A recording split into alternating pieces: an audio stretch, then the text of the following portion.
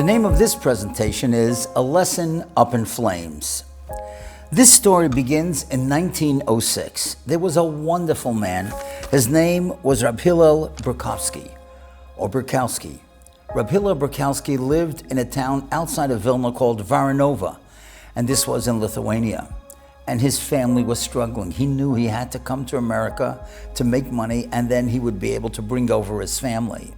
And so in 1906, he left Varanova to come to America.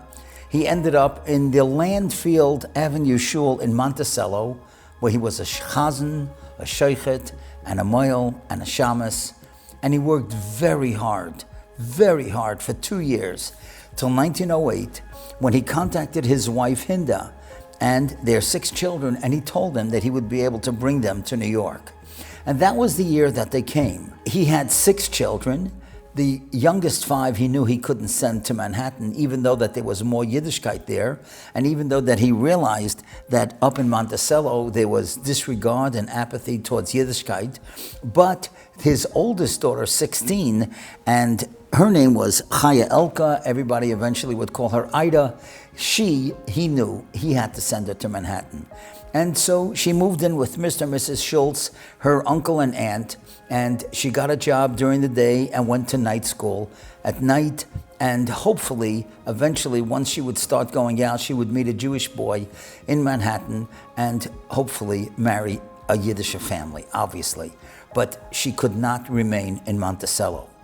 Now, what happened was, as she was finishing school and she now had to try to get a decent job, there was a job that was available in a very famous company. It was called the Triangle Shirtwaist Factory. And there had been a strike there. And so now they were looking for many, many young women to come to work to make up for all the loss of time and all the loss of orders that they now had to fulfill and they had to make up during this time of the strike. But everybody knew that if you worked for the Triangle Shirtwaist Factory, you would have to work on Shabbos. Unfortunately, there were many Jewish girls who signed up anyway. And now Ida was in a quandary. On one hand, she wanted to make some decent money, but she remembered the standards of her parents, Rabbi Hillel and Hinda. And her father always told her, countries change and cultures change, but the Torah is constant. The Torah doesn't change. And as much as he could, he tried to give his children a geschmack and a warmth and a dedication towards Yiddishkeit. And Chaya Elka had that.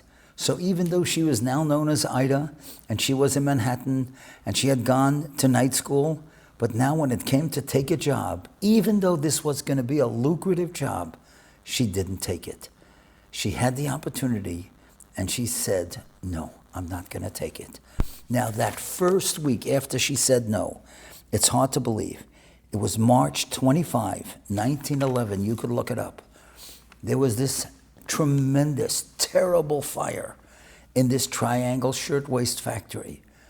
The building was 10 floors in Manhattan. 3 floors were consumed with fire. There were very, very narrow stairs. People were crushed together as they were trying to escape the building. Many doors were locked. And Rahmana Litzlan, over 146 people died in the fire. Many of them were young Jewish women. But Ida was not there. And Ida's life, in a sense, was saved because she was a Shemera Shabbos. And you know something, what is unbelievable? That Shabbos was Parshas Vayakel. And you could look it up. In Vayakel, Shemois Lamed Pasuk Gimel. You know what they laned in every single shul in the world on the day of that fire? The pasuk, Lo'isavaru eish b'chol moshvei seichem b'yom HaShabbos. You should not burn fire or start a fire in your dwelling places on Yom HaShabbos. And how ironic and how coincidental and how min hashamayim actually that Shabbos of that terrible fire, Klal Yisrael read all over the world. Now you could look it up. That became a historic moment in factories and in industry in the United States. And after a great investigation, many laws of safety and standards were established in factories all over the country, only because of that terrible loss of life in the Triangle Shirtwaist Factory. Now, I spoke to Ida's daughter. Her name was Mrs. Hannah Markowitz. She lived in West Haven. I spoke to her granddaughter and great-granddaughters who live in Baltimore. And it's so interesting. They all said the same thing. If she would have been there, we would not be here. If she would have been there at that Triangle Shirtwaist Factory, we would not be here.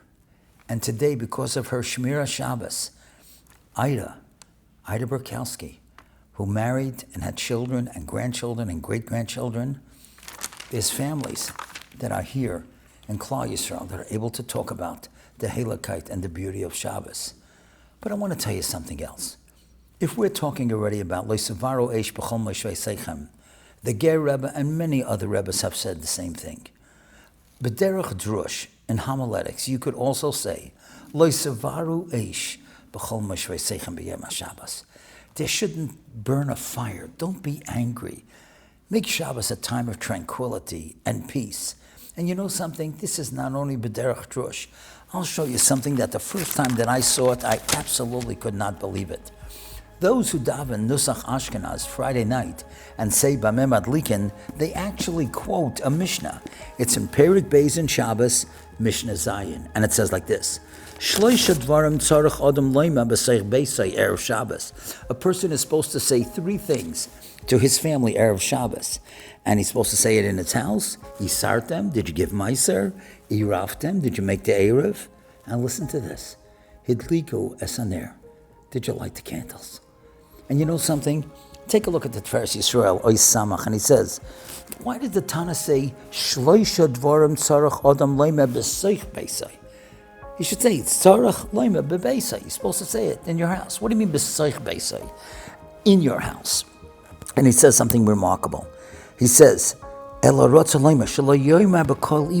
say it in such a loud, angry voice, that they're going to hear it outside. Don't be yelling so that they can hear it outside. But say it b'seich beisai. Talk nicely, softly. And that's the idea.